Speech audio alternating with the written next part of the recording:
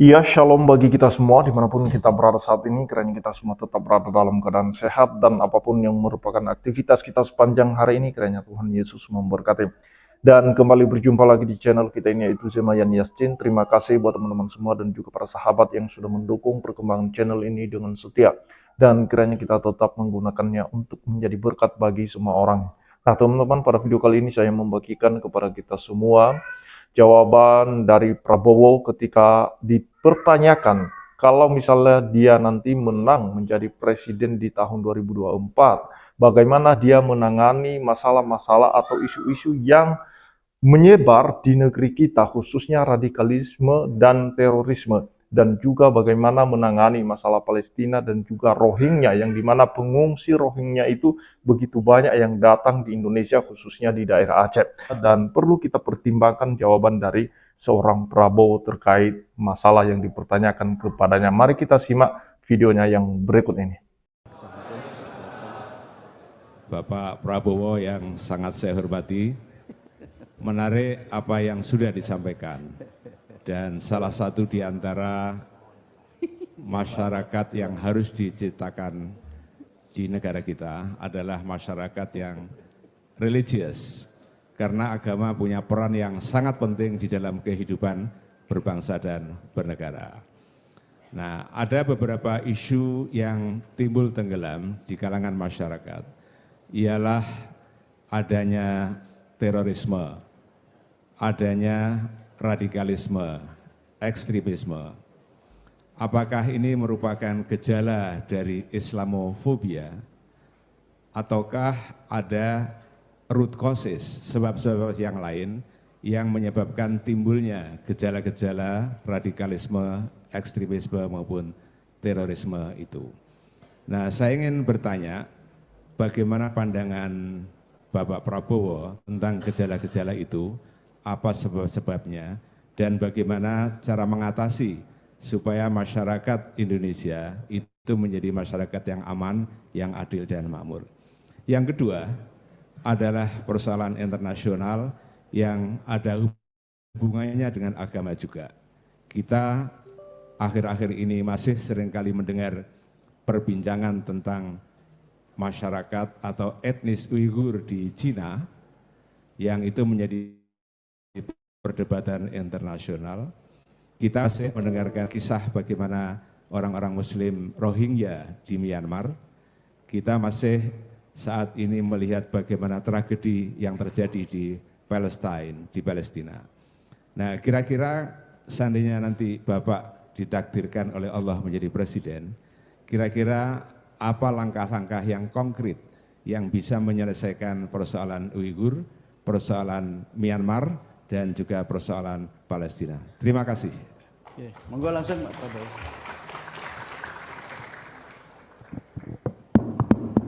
Baik, saya akan coba menjawab ya.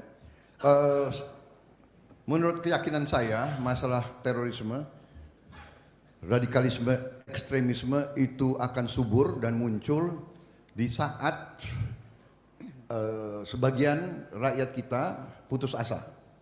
Sebagian kalau sudah hilang harapan terhadap masa depan, biasanya penghasut-penghasut lebih mudah. Orang yang tidak punya harapan dan merasa diperlakukan dengan tidak adil, itu adalah lahan subur untuk terorisme, radikalisme, dan ekstremisme. Itu keyakinan saya. Jadi, bagaimana kita atasi percepatan transformasi? Kita harus membawa kemakmuran kepada seluruh rakyat kita. Rakyat kita harus tidak boleh menghadapi keadaan kurang makan, tidak bisa punya pekerjaan, dan tidak ada harapan masa depan. Dia tidak boleh, kita harus hilangkan kemiskinan dari bumi Indonesia, dan insya Allah kita akan hilangkan radikalisme, ekstremisme, dan terorisme. Kalau kita bisa membawa hasil-hasil yang nyata kepada rakyat kita. Itu keyakinan saya, Pak.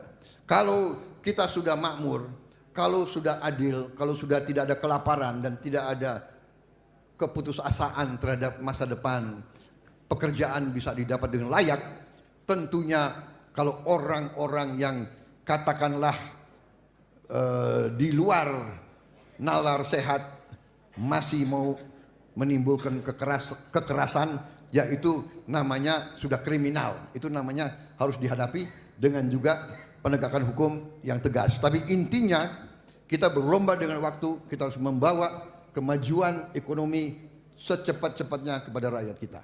Itu jawaban saya yang pertama. Yang kedua, Bapak tanya persoalan internasional.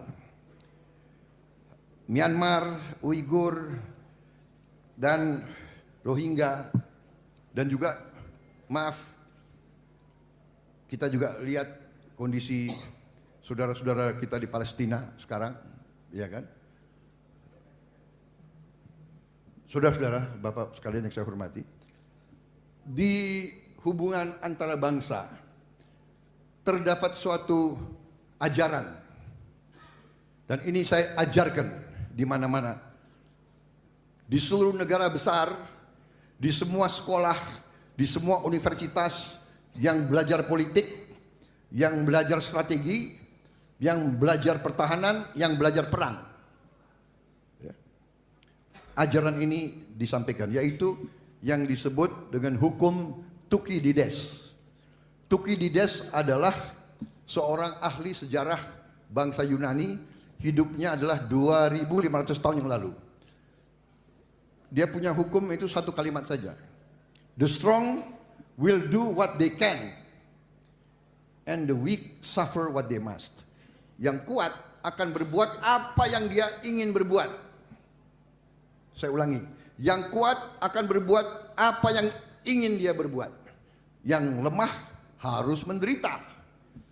Ini ajaran yang saya heran jarang diajarkan di Indonesia, Pak. Saya yang selalu bawa-bawa ini. Di kalangan sekolah-sekolah tentara ini saya coba sekarang hidupkan. Karena ini kunci. Sekarang, katakanlah kita mau bantu Rohingya. Apa yang bisa kita bantu, Pak? Rakyat kita sendiri kurang makan. Anak-anak kita sekitar 20% lebih kurang gizi.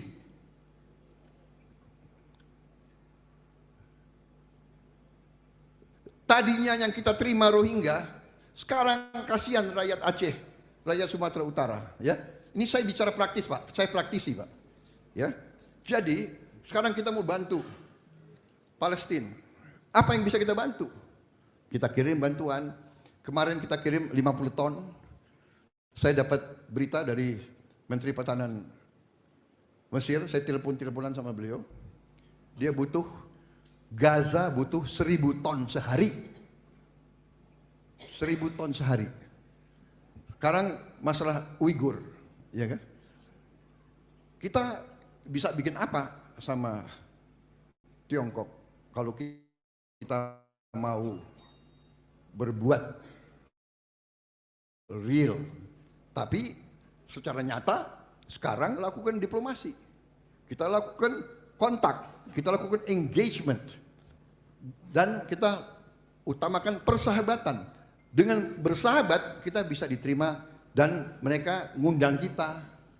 Saya kira kalau Muhammadiyah mau bikin satu delegasi, saya akan bicara, pasti mereka yang terima. Suatu delegasi dari Muhammadiyah untuk datangi daerah Uighur, lihat tiap kampung, tiap kota, lihat programnya bagaimana. Saya kira itu salah satu. Jadi Rohingya, ekstremisme, kemudian masalah Palestina, Indonesia intinya Pak harus kuat. Karena begini Pak, kalau kita bicara kekayaan, kalau negara kaya tapi tidak kuat, negara ini akan dirampok. Dan ini sudah berjalan 300 tahun dan sampai sekarang berjalan terus di Eropa, berjalan terus di Afrika. Negara-negara Afrika sekarang mau usir orang-orang Perancis. Karena apa? Dia kasih kemerdekaan tapi dia pegang ekonominya. Afrika nggak maju-maju. Sekarang Afrika sudah mau ikut-ikut kita. Hilirisasi. Itu jawaban saya. Kita bikin Indonesia kuat. Karena kalau kita lihat unsur-unsur kekuatan nasional itu tidak satu. Kita tidak bisa bicara ekonomi saja. Salah. Para ekonom yang hanya bicara ekonomi itu keliru. Ekonomi bagian dari politik. Bagian dari sumber semua ini. Geo, demo, sumber daya alam, ekonomi, politik, militer, dan kejiwaan. Jadi, Bapak-bapak sekalian, kalau kita bicara hilirisasi, kita baru bicara sumber daya alam dan ekonomi. Kalau kita bicara demografi tadi, rakyat anak-anak kita harus kita bikin hebat, bikin kuat, harus kita kasih makan, harus kita kasih susu. Sekarang tidak ada lagi neolib. Saya mengatakan ekonomi kapitalisme neoliberal keliru. Saya pertama mengatakan tahun 2004, ekonomi kapitalis neoliberal sistemnya salah. Tidak mungkin bawa kesejahteraan kepada rakyat Indonesia. Tidak mungkin. Rakyat Eropa saja sudah meninggalkan neolib.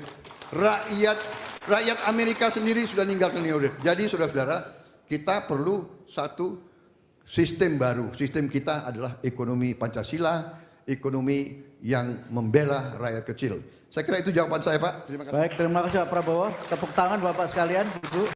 Nah, itu cukup luar biasa dan ini merupakan pertimbangan bagi kita, teman-teman ya, karena saya percaya teman-teman semua atau seluruh masyarakat Indonesia sudah cerdas. Dan kita menjadikan buah pemikiran apa yang menjadi jawaban Pak Prabowo ketika dia dipertanyakan soal radikalisme, terorisme, dan juga masalah Palestina dan juga Rohingya.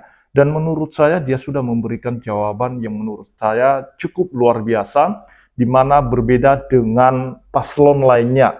Ketika saya mendengar paslon lainnya, ada yang mengatakan ketika nanti mereka menang jadi presiden, mereka menguatkan dukungan mereka terhadap Palestina.